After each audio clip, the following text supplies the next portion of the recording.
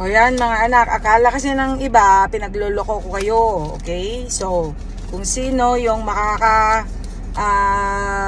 pagbigay ng hula, makakahula magkano pa itong natitira doon sa 525. Kasi alam mo nyo naman, sabi ko sa inyo, pinangkakain, pinipili ko na nga lang yung mga mura kaya may post dyan, nag-comment na, mumurahin lang daw yan yung kinain kong chili dog, gyro, or whatever. Of course, pinipili ko yung mga murahin lang para at least kahit papano pamigay ko na lang sa inyo. Kanina nga gusto ko magpakarwas pero mas minaigi ko na lang na ipamigay sa inyo yung pagpakarwas ko. Pinunas-punasan ko na lang itong sasakyan ko. Kaysa man gagastos pa ako ng another $20, diba? Sige, bilangin na natin kung magkano pa to, ha? Okay, 100. Nalagay ko dito, 120. Okay, 120. 140, 160, 180, 200. Ayun. Okay, 200, 220, 230, 230,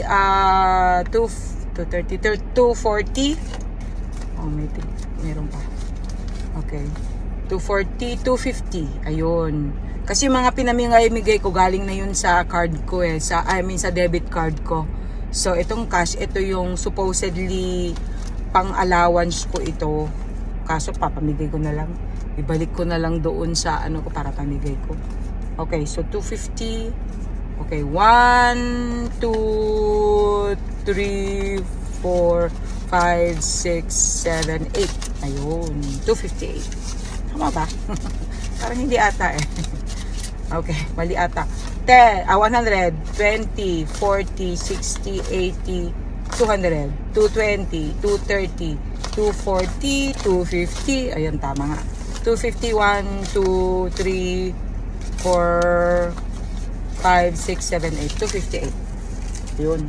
Ito yung natitirang cash ko sa sa 525 na allowance ko this week, pero pinangkain-kain ko na lang yung ito na lang 258 ang natitira. So ito na ang mga nanalo, okay?